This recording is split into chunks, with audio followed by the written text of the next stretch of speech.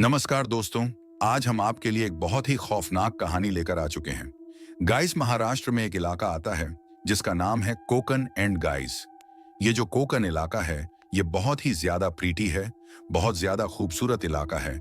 यहाँ के माउंटेन्स खूबसूरत है, यहाँ के जो नेचर आपको देखने मिलता है खूबसूरत है। जो यहाँ पे झरने हैं, वाटरफॉल्स हैं, वो यहाँ पे इतने खूबसूरत हैं। लेकिन यहाँ के जो हॉरर स्टोरीज है ना गाइस, वो सबसे ज्यादा खौफनाक है। आपने कभी जिंदगी में नहीं सुना होगा ऐसी खौफनाक कहानियां जो कि इस कोकन इलाके में बेस्ड है। हम लोग बचपन से ये सुनते आए कि राजस्थान में है, भानगढ़ फोर्ट में है, कुलधारा विलेज में है, या फिर गुजरात का दमस बीच हो गया। लेकिन महाराष्ट्र के कोकन इलाके जैसी खौफनाक कहानी आपने सीरियसली नहीं सुनी होगी। यहाँ पे ना ही सिर्फ भूत प्रेतों की कहानियां आती, पंचतंत्र की कहानियां तो यहाँ पे लाइक ऐसी है नहीं। सारी कहानी एकदम रियल होती है यहाँ पे। लेकिन जो काले जादू की कहानी है ना, वो यहाँ पे सबसे ज्यादा खतरनाक होती है। एंड गाइस, ऐसी ही एक कहानी है भूत प्रेत की, जो कि यहाँ पे बहुत ही ज्यादा फेमस है। एंड गाइस, मुझे ऐसा लगता है कि ये पूरे कोकन इलाके का one of the most haunted stories में से एक है, one of the most horror stories. Literally ये कहानी एक गांव के बारे में है जहां पे शहर से एक लड़की गई थी एंड उसके साथ यहाँ पे ऐसे ऐसे दर्दनाक खौफनाक हादसे हुए कि वो दोबारा इस गांव में मुड़कर भी कभी नहीं देखी। क्या हुआ था उसके साथ, वो सब आपको आगे पता चलेगा। बताया जाता है कि यहाँ पे एक आत्मा रहती है जो कि इतने ज्यादा गुस्से में है, इतनी ज्यादा आग बबूली है कि वह किसी की भी जान लेने के लिए एक पैर पर खड़ी है। क्या हुआ था उसके साथ, ये गुस्सा किस बात का है, वह सब पता चलेगा आपको आगे। ये कहानी है अर्पिता की, जो कि कोकन के एक गांव में रहा करती थी 20 साल पहले उसके शिफ्ट होने के। अभी फिलहाल के लिए वह शहर में रह रही है क्योंकि 20 साल पहले उसके दादी ने उसको भेज दिया था शहर में पढ़ाई करने के लिए। एंड गाइस, जब भी वो अपने गांव में रहती थी तो उसकी दादी ही उसका देखभाल किया करती थी, क्योंकि बहुत बचपन में उसके माँ बाप ऑफ हो गए थे, लाइक दे वर नो मोर। तो फिर सारी जिम्मेदारियां उसकी दादी के ऊपर ही आ गई थी। लेकिन उनको अभी ऐसा लग रहा था कि गांव में एक इंसान कितना ही ज्यादा आगे बढ़ पाएगा, तो उसे शहर भेज दिया था। लेकिन अभी 20 साल बाद जाके ये जो लड़की है वो अपने गांव में लौटने वाली थी। उसके लिए वे बहुत ही ज्यादा एक्साइटेड थी। एंड अब वो फाइनली गांव में आ चुकी थी। गांव में आने के बाद वह अपने दादी को मिली एंड उसने कि बहुत सारे लोग आ गए उसको मिलने के लिए, बहुत सारे लोग आसपास हैं। एंड वो ये सब कुछ देख के थोड़ी सी ऑकवर्ड हो रही थी। उसको यर्ड लग रहा था कि अरे ये सब लोग मुझे कैसे जानते। फिर उसकी दादी ने कहा कि तू जब यहां से निकली थी तब तू बहुत ज्यादा छोटी थी, इसके लिए शायद से तुझे याद नहीं होगा, लेकिन इन्हें तू बखूबी याद है। एंड उसी भीड़ के बीच में एक बहुत अलग सा ही चेहरा था एक आदमी का, जो कि बहुत ही ज्यादा तेज मुस्कुरा रहा था अर्पिता को देखकर, एज इफ कि वह बहुत टाइम से जानता हो इस लड़की को। लेकिन फिर भी अर्पिता उसको देख के लाख कुछ खास ऐसा मूवमेंट नहीं कर रही थी कि वो जानती हो उस इंसान को। फिर वो लड़का सामने आया एंड अर्पिता के कंधे पर उसने हाथ रखा। उसने पूछा कि तुमने मुझे पहचाना। फिर अर्पिता बहुत ज्यादा कंफ्यूज लग रही थी एंड उस लड़के के चेहरे पर बहुत ज्यादा एक्साइटमेंट थी, लेकिन फिर भी ऐसा लग रहा था कि अर्पिता जानती नहीं है उसे। अर्पिता पता ने कहा कि मैं तुम्हें नहीं जानती। फिर लड़के ने बोला, अरे मैं अभिषेक तुम्हारा, अभी हम लोग बचपन में कितना ज्यादा खेला करते थे, तुम मुझे कैसे नहीं पहचान सकते? एटलीस्ट मेरा चेहरा तो तुम्हें याद होना ही चाहिए। फिर उस वक्त अर्पिता की दादी ने उसको बुला लिया एंड वो अपने घर के अंदर चले गई एंड देख सकती थी कि वो अपने आप में ही कुछ तो बात कर रहा है। फिर अर्पिता को देख के ऐसा लगा कि थोड़ा सा उसे अजीब लग रहा था कि अपने आप में ही क्या बात कर रहा है। फिर अभी कुछ समय बीत चुका था एंड अर्पिता भी आराम से फ्रेश हो गई थी। उसने कपड़े वगैरह सब बदल लिए थे अभी, लेकिन फिर भी वह शहर में रहने वाली लड़की थी एंड उसे अभी ना सिगरेट पीने की तलब हो रही थी। फिर उसने बोला कि मैं घर के आसपास तो नहीं पी सकती, मुझे कहीं पर दूर ही जाना पड़ेगा। फिर वह जैसे ही घर से बाहर निकली, उसने देखा कि वही लड़का ठीक उसके सामने ही बैठा हुआ था। अर्पिता भी उस लड़के को देखकर उसके नजदीक चले गए एंड अभी ना उसने अभिषेक को ऐसा बताया कि वह उसे बहुत अच्छे से जानती है, क्योंकि शायद से वह उससे कुछ फायदा निकालना चाहती थी। कैसे, मैं आपको बताता हूं।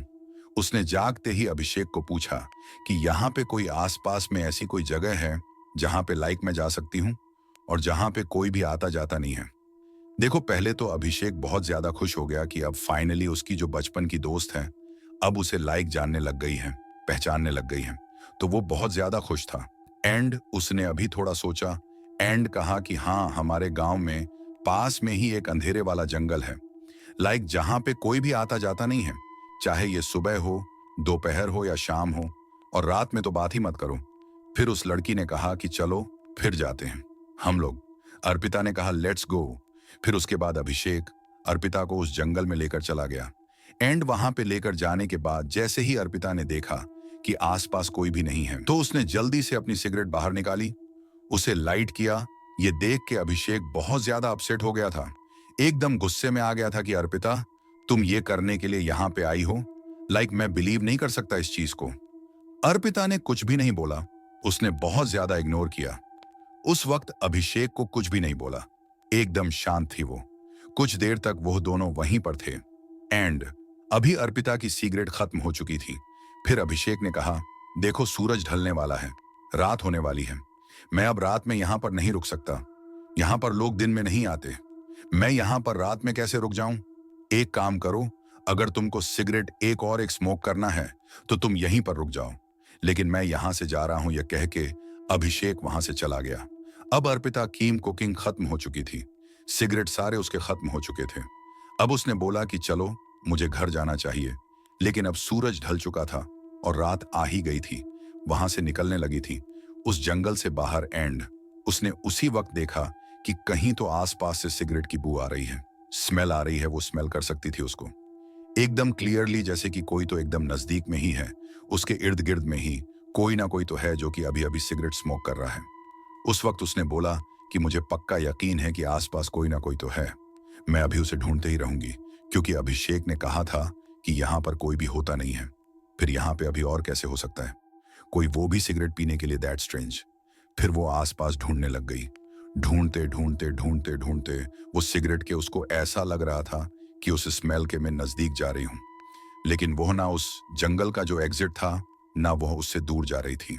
अब वो एक खंडरई थी, वो आसपास नजरें घुमा रही थी, लेकिन उसे वह सिगरेट जिसने स्मोक किया था वो इंसान नहीं मिल रहा था। फिर उसकी ना नजरें उस खंडरई। एंड उसने अचानक से देखा कि ऊपर एक लड़का खड़ा है, वाकई में छोटा सा लड़का, एक बच्चा खड़ा है ऊपर छत के ऊपर।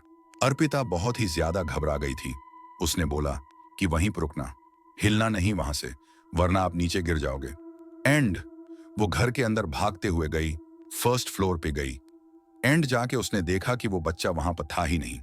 उसने नीचे नजर घुमाई, देखा तो वो बच्चा नीचे ही पड़ा हुआ था, वो बच्चा नीचे गिर चुका था। अर्पिता भागते हुए नीचे गई, उसने उसको उठाया। एंड अब उस लड़के ने अपनी आंखें खोल के अर्पिता की तरफ देखा। अब उस बच्चे ने कहा कि जब बचपन में तुमने मेरी जान नहीं बचाई तो अब क्यों बचा रही हो? यह सब कुछ सुन के अर्पिता के पैरों तले जमीन खिसक चुकी थी, उसे कुछ भी समझ में नहीं आ रहा था। फिर उसकी नजरें वापस से उस छत की ओर गईं। उसने देखा कि वहां पर अर्पिता ही खड़ी थी, मतलब जब अर्पिता छोटी थी जिस तरीके की अब दिखती थी, वही वर्जन अभी ऊपर खड़ा था। अर्पिता सोच रही थी कि मैं तो यहीं पे हूं, एंड ये लड़की मेरे जैसे कैसे दिख सकती है? ये सब कुछ क्या हो रहा है? देखते ही देखते वो कुछ कर ना सकी, लेकिन वह लड़की का पैर फिसल गया एंड वो भी नीचे आके गिर गई।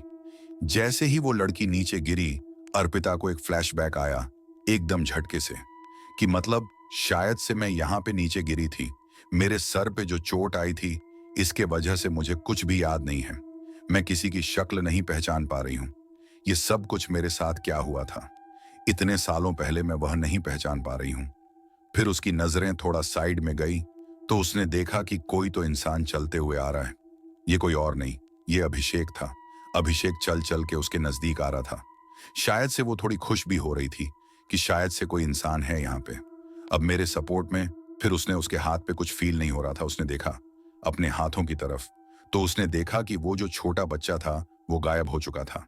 फिर उसके बाद जो अभी चलता हुआ आ रहा था, उसने बोला कि वह जो बच्चा तुम्हारे हाथ में था ना, वही मैं हूं, मैं ही हूं, वह बच्चा जो यहां पर फिसल के मर गया था। ये सब कुछ सुन के लाइक अर्पिता को होश ही नहीं आ रहा था, उसको ऐसा लग रहा था पता नहीं क्या हो रहा है ये मेरे साथ। फिर अभिषेक ने एक बात कही कि इस जंगल में कोई क्यों नहीं आता? तुम्हें पता है, इस जंगल में मैं रहता हूं, ये मेरा जंगल है, इस जंगल में मेरी आत्माएं भटकती हैं, हर कोई गांव का सदस्य यह बात जानता है। इसके लिए ना मैं किसी को यहाँ पे सुबह में आने देता हूँ, ना दोपहर में ना शाम में, और रात को तो ये मेरा ही इलाका है। एंड जब यहाँ पे कोई भी नहीं आता था तो मुझे कुछ ऐसा महसूस नहीं होता था, लेकिन तुम नहीं आती थी उसका दुख होता था। लेकिन आज 20 साल बाद जिसका मुझे सबसे ज्यादा इंतजार था, वो आज मेरे सामने खड़ी है। अर्पिता अभी काफी ज्यादा डर चुकी थी। वो कांप उठ रही थी। बार बार अब उसने अभिषेक से माफी मांगना शुरू कर दी थी। वो एकदम गिड़गिड़ा रही थी अभिषेक के सामने कि प्लीज मुझे माफ कर दे। मुझे नहीं पता ये सब कुछ क्या हो गया, कैसे हो गया। मैं तुझे बचा ना सकी, प्लीज मुझे माफ कर दे। वो बस माफी ही मांग रही थी जब से। लेकिन वो अभिषेक अब वो नहीं था जो कुछ देर पहले अर्पिता को मिला था। अभिषेक ने एक अलग ही रूप ले लिया था। डरावना दिख रहा था। एंड अभी अर्पिता भी उसे देख के बहुत ज्यादा घबरा रही थी, डर रही थी। उसे ऐसा लग रहा था कि ठीक उसके सामने उसकी ही मौत खड़ी है। अर्पिता वहां पे कैसे कैसे करके भागी, जंगल से बाहर निकली। एंड भागते हुए दौड़ते हुए अपने दादी के घर पर जाकर पहुंच गई। एंड वहां पर पहुंचने के बाद उसने अपनी दादी को सारी बातें बताई कि उसके साथ क्या क्या हुआ। लेकिन गाइस फिर भी उसके दादी ने कुछ बोला नहीं। उसकी दादी एकदम शांत थी। अर्पिता भी एकदम शॉक्ड हो चुकी थी कि मैंने इतना सब कुछ बोला है, इतना सब कुछ हुआ है मेरे साथ, और आप कुछ भी नहीं कह रहे हो। फिर उसकी दादी ने एक कहानी सुनाई कि जब तू काफी देर तक नहीं मिल रही थी तो मैं तुझे ढूंढते ढूंढते उस जंगल में आ गई थी। मैंने देखा था कि अभिषेक और तू नीचे पड़े हुए हैं, दोनों के सर से खून निकल रहा है। फिर मैं चाहती तो मैं दोनों को बचा सकती थी, लेकिन मैंने उस वक्त सिर्फ तुझे चूज किया, सिर्फ तुझे चुना, क्योंकि मुझे ऐसा लगा अगर मैं दोनों को बचा लेती तो ये सारा इल्जाम तेरे ऊपर ही आता, तेरे ही ऊपर आता। फिर मैंने जल्दी से तुझे उठाया एंड वहां से लेके चले गई। अस्पताल में जाके तुझे दाखिल कराया, और जब तू थोड़ी सी ठीक होने लग गई तो उसी रात को मैं वापस आई इस जंगल में। एंड यहाँ पे आने के बाद मैंने अभिषेक को एक अधमरी हालत में यहीं पे दफना दिया। फिर उसके कुछ दिनों बाद मुझे ऐसा लग रहा था कि काव में थोड़ी तो हलचल है। अभी अभिषेक को भी ढूंढा जा रहा था। हर जगह पर मुझे ऐसा लग रहा था यह इल्जाम वाकई में तेरे ऊपर आ ही जाएगा, क्योंकि उसके मौत के जिम्मेदार कोई और नहीं, हम दोनों ही थे। तो मैंने जल्द से जल्द, कुछ भी होने से पहले, तुझे इस गांव से निकाल के शहर में भेज दिया पढ़ने के लिए, ताकि तू सेफ रहे। वहां पर तुझे कभी गांव में भी नहीं आने दिया। मैं ही आती रही, हमेशा शहर में। लेकिन जब तू 20 साल बाद इस गांव में आई तो मैं तेरे चेहरे के रंग से देख सकती थी कि तुझे भी अभिषेक दिख चुका है, क्योंकि वह सिर्फ तुझे नहीं दिखता, मुझे भी दिखता है। हर रात को आता है मेरे करीब, हर रात को मुझे खौफ से भर देता है, हर रात को मेरा दिल दहल उठता है, हर रात को डरती हूं, मैं सोने से घबराती हूं। लेकिन मैं इसका कुछ कर नहीं सकती, क्योंकि कुछ भी हो जाए उसके मौत की जिम्मेदार तो मैं ही हूं। फिर उसके बाद अर्पिता को बहुत ही ज्यादा बुरा लग रहा था। यह सब कुछ सुनने के बाद ऐसा लग रहा था कि वो जो इतनी ज्यादा खौफनाक चीज के बारे में भूल चुकी थी, अब वह उसे सब चीजें याद आ रहा है। लेकिन फिर भी उसको उसके करियर का लालच इतना ज्यादा था कि उस वक्त भी उसने गांव में किसी को कुछ भी नहीं बताया। एंड वह गांव छोड़ के निकल गई। एंड जाते वक्त ना वो अपनी गाड़ी से पीछे मुड़ के देख सकती थी। तो वहां पे सब लोग तो खड़े ही थे, लेकिन उन सब के बीच में अभिषेक भी खड़ा था, जो कि अपना हाथ हिला रहा था। गाइस, आज इस वीडियो के अंत में मैं आपसे बस इतना ही कहना चाहूंगा कि ऐसी बहुत सारी मौतें होती हैं, क्योंकि सिर्फ और सिर्फ एक्शन के वजह से होती है। चाहे ऐसे समझ लीजिए कि एक गाड़ी को पीछे से किसी और गाड़ी ने टक्कर मार ली हो, एंड जिसमें वह जो करने वाला था उसकी कोई भी दोष नहीं है। वह तो सिर्फ एक सिचुएशन, सिर्फ एक हालत के तहत हुआ होगा। लेकिन फिर भी उस इंसान की मौत तो हुई है ना, अचानक से हुई है। उसकी असली मौत के दिन से कई दिनों पहले हुई है, कई सालों पहले हुई है। उसको उस चीज का गम होगा कि तूने यह गलती कैसे करी, तो इसी रीजन के वजह से वो उसको जिंदगी भर तक हंट करते रहेगी। एंड यही एक आगाह करना चाहूंगा, मैं आप लोग को एक अलर्ट देना चाहूंगा कि कभी भी कुछ भी करते हो ना, गाइस, सोच समझ के करिए, चौकन्ने होके करिए, क्योंकि ऐसा हो सकता है कि आप कुछ आज करिए लेकिन उसका भुगतान आपको जिंदगी भर तक देना पड़े, हर रात को देना पड़े। तो इससे चौकन्ने रहिए। तो दोस्तों, ये थी आज की डरावनी कहानी। अगर आपको ये कहानी पसंद आई तो लाइक और शेयर करना न भूलें। ऐसी ही और भी खौफनाक कहानियों के लिए हमारे चैनल को सब्सक्राइब करें और घंटी के आइकन को दबाएं, ताकि आप हमारी नई कहानियों को सबसे पहले देख सकें। अपनी राय नीचे कमेंट में जरूर बताएं।